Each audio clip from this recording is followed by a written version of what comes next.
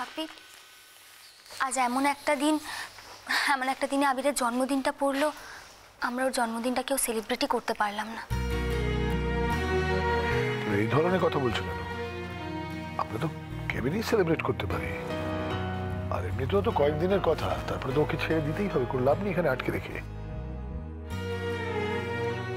আমাদের কারোরই ওর জন্মদিন সেলিব্রেট করার মন নেই ঐশ্বর্য, এটা তো বুঝতে পারছো।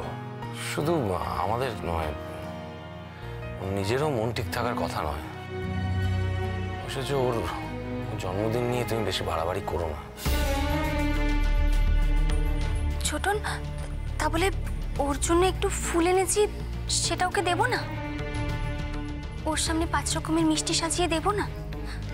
মা বারবার বলে দিয়েছেন যাতে দিবি ওরও তো ইচ্ছে করে। আমার তো মনে হয় ছোটন উল্টোটা হবে। আমরা যদি ওর জন্মদিন জানা সত্ত্বেও ওকে উইশ পর্যন্ত না করি, ওকে নিয়ে একটু আনন্দ আহ্লাদ না করি, তাহলে ও তো ভাববে যে ওর জন্মদিনটাকে আমরা গুরুত্বই দিলাম না। তাতে হয়তো আরো আপসেট হয়ে যেতে পারে। তুমি ঠিকই বলেছো ফুলদি। আমি তো ভেবেছিলাম বাপিকে বলে যদি আবিরের 2 ঘন্টা ছুটি করানো যায়, তাহলে আমরা সবাই মিলে রেস্টুরেন্ট থেকে খেয়ে দিয়ে আবার। ঠিক আছে, আগে আমি আবিরের সাথে কথা বলি, ওর মতটা জানি, তারপরে বলছি। তোমরা যদি গ্যাদারিং করো তাহলে সেখান থেকে আমায় রেখো না, আমি যাব না। আমারও এই গ্যাদারিং এ যাওয়ার কোনো ইচ্ছে নেই। না, আপনারা যখন চাইছেন না তখন এটা হবে না আর কি। আমরা কি করে চাই বলুন তো? সবেমাত্র কালকেই জানতে পেরেছি যে আমার ছেলের দৃষ্টি শক্তি নেই,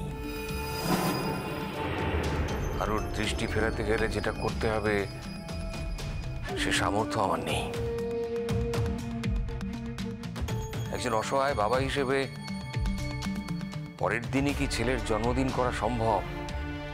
আপনি কি বলেন ডাক্তারবাবু? আপনি কেন এত ঘাবড়াচ্ছেন বলুন তো? আপনি আর আমি যদি পাশাপাশি দাঁড়াই, কিছু না কিছু হয়ে যাবে, কোনো রাস্তা বেরিয়ে আসবে। আপনি ভরসা রাখুন না আমার উপরে। আমরাও তো বলেছি বড় মামু, যা লাগে আমরা সর্বস্ব দিয়ে আবিরের চোখ ফেরাতে চেষ্টা করব। তুমি আমাদের উপর ভরসা কেন করছো না বড় মামু? তুমি কেন খালি ভাবছো যে তুমি একা? তোরা তো সবটাই শুনেছিস।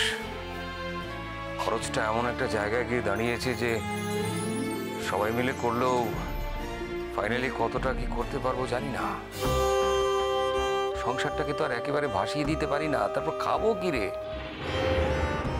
দেখুন, আমি 2-1টা জায়গা গ্রান্টের কথাও বলবো, কারণ আবির তো একটা ব্রিলিয়েন্ট ছেলে। এবার আমাকে একটু কথা বলতে দিন, আমি ঠিক কোনো না কোনো রাস্তা বার করবই। হ্যাঁ বাবা, কোনো না কোনো একটা উপায় বের হবে, তুমি এত চিন্তা করো না তো। ওর খুব আত্মসম্মান বোধ।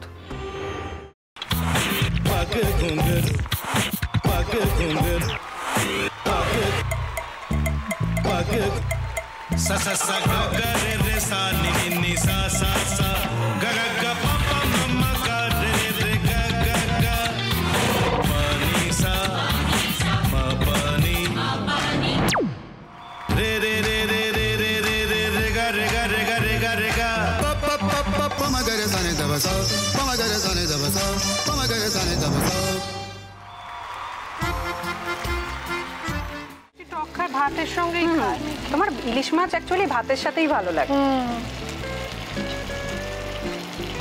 এইবারে আরেকটু জল লাগবে। হ্যাঁ, সর্ষে বাটা দিলে তো। তুমি বাজার করেছো কখনো? বাজার করেছি কখনো না, বাজারটা আমিই করি। কোথায় বাজার করো? আমাদের, হ্যাঁ, আমি বেলঘড়িয়া, মানে আমি খুব খাদ্য রসিক, সত্যি বড় কথা। হ্যাঁ, মানে ধরো শনি রোববার হলেই আমার মনটা চুপচুপ করে। হ্যাঁ, দেখো ঠিক হচ্ছে কিনা, তারপর বলো। তোমার যাই এখানে ওখানে খেতে रेस्टोरेंट में। ठाकुर जी मुझे बचाइए, अब तो जानते हैं कि ठाकुर के सामने कोई झूठा बात नहीं बोलता। हमने चोरी नहीं किया। সত্যি তো, ঠাকুরের সামনে তো কেউই মিথ্যা কথা বলে না। তাহলে রামকিনান দাদা সত্যি বলছে? তাহলে পালাটা কে চুরি করলো? পুনকে কে চুরি করলো? সত্যিটা জানি কি করে?